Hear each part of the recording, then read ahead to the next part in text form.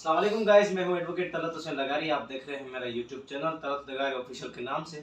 अगर अब तक आपने मेरे चैनल को सब्सक्राइब नहीं किया तो चैनल को सब्सक्राइब करके बेल आइकन को दबा दें ताकि आने वाली वीडियो से आप बर वक्त आगाह हो सकें। जैसा कि मैंने पहले कहा था कि मैं बहुत जल्द सर रोशन के साथ एक इंटरव्यू करूंगा और आपके सामने पेश होऊंगा, तो मैं आ गया हूं सर रोशन के पास। सर रोशन हमारे जो है प्रोफेसर भी हैं और लॉ के पीएचडी स्कॉलर भी हैं और तो और सुप्रीम कोर्ट के वकील हैं। अस्सलाम वालेकुम सर। वालेकुम सलाम तलत हुसैन। सर कैसे हैं आप? मैं बिल्कुल ठीक हूँ। आप कैसे हैं? उम्मीद करता हूँ आप भी ठीक होंगे और आपके देखने वाले भी तमाम लोग ठीक होंगे। जैसा कि आप लोग जानते हैं कि सीमा हैदर केस में सर रोशन जो है गुलाम हैदर के जो है वकील हैं, तो मतलब इनसे ज़्यादा डिटेल इस केस के बारे में किसी के पास नहीं होगी, चाहे सीक्रेट हो या जो लोगों के सामने हो। आज उनके साथ हम इसी बारे में डिस्कस करेंगे कि इस केस में अभी क्या चल रहा है, कहाँ तक पहुँचा है और क्या फर्दर होने वाला है।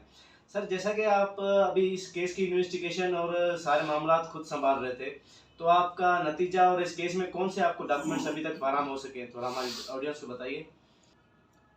देखें, इस केस को जो हमने कुछ स्टेजेस में डिवाइड किया। देखिए, हमने इस केस को कुछ स्टेजेस में डिवाइड किया हुआ था। जैसे मैंने आप तमाम लोगों को बताया था कि हमारे कुछ प्लान से प्लान ए से लेके प्लान जी तक, और हमारे जितने भी प्लान थे, जितने भी स्टेजेस थे, वो हम टाइम टू टाइम शो करते रहे।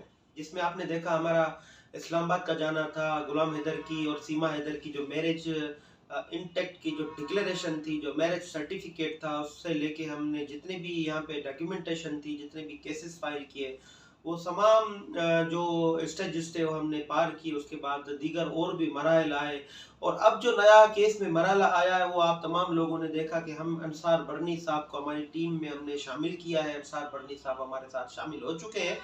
जैसे मैंने कि तमाम लोगों को ये कहा था कि मैं आहिस्ता आहिस्ता अपने केस के पत्ते खोलूंगा, तो अंसार बरनी साहब का भी ये एक पत्ता था जो हमने एक ऐसे टाइम पे खोलना था जिसका वक्त जो है वो सही था, वो ये सही वक्त है।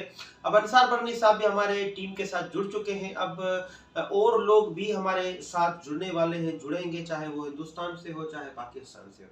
हिंदुस्तान से एक और बड़ा जो वकील है, सुप्रीम कोर्ट का सबसे बड़ा जो अधिवक्ता है, वो हमारे साथ जुड़ने वाला है, वो भी जुड़ेगा, और दीगर लोग हैं वो भी हमारे साथ जुड़ेंगे। और केस के जो पत्ते हैं वो भी हम खोलेंगे, और जो शतरंज की जो चालें हैं वो चालें चल के इनके जो तख्तगाह है एपी सिंह की और सीमा हैदर की, वो हम गिराएंगे, और फतेह गुलाम हैदर की होगी, गुलाम हैदर के बच्चों की होगी। अच्छा सर, कुछ दिन पहले आपने जो है यूट्यूब पे वीडियो अपलोड की थी जिसमें आपने सीमा को जो है धमकी दी थी कि मुझे मजबूर ना करो कि मैं तुम्हारे काले चिट्ठे खोल दूंगा। क्या हमारी ऑडियंस को आप वो बता सकते हैं? देखिए, वो एक खातून है और मैं नहीं चाहता हूँ किसी खातून की इज्जत खराब हो। मान मर्यादा में जानता हूँ, मैं पढ़ा लिखा इंसान हूँ, मैं नहीं चाहता हूँ किसी की इज्जत पर बात करूँ। लेकिन सीमा हैदर ने बड़ा मजबूर किया था मेरे क्लाइंट को।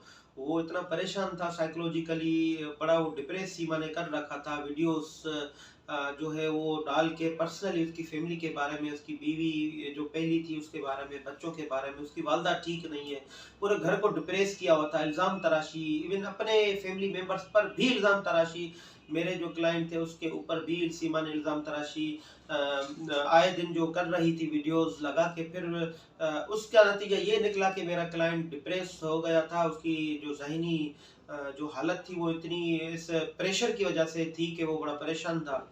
तो मैंने सीमा को ये मैसेज दिया कि सीमा, आप की सारी जो काली करतूतें हैं वो हमारे सामने है, आप मजबूर ना करो कि मजबूर होकर हम भी वो उन तमाम लोगों के साथ दें।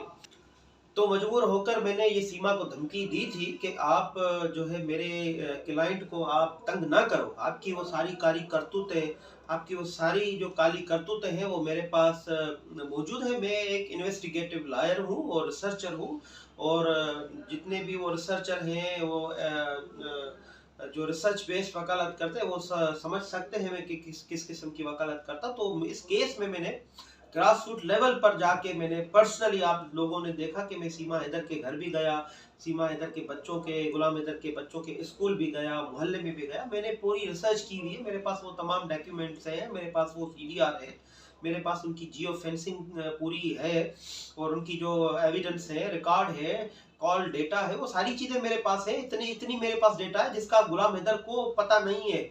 लेकिन मैं नहीं चाहता हूँ किसी की इज्जत खराब हो, किसी की बात खराब हो। वो एक खातून है, यही मैंने उसको मैंने धमकी दी थी, लेकिन वो उस बात को उसने बड़ा सीरियस लिया। वो मेरी बात को उसने सही समझा और उसके बाद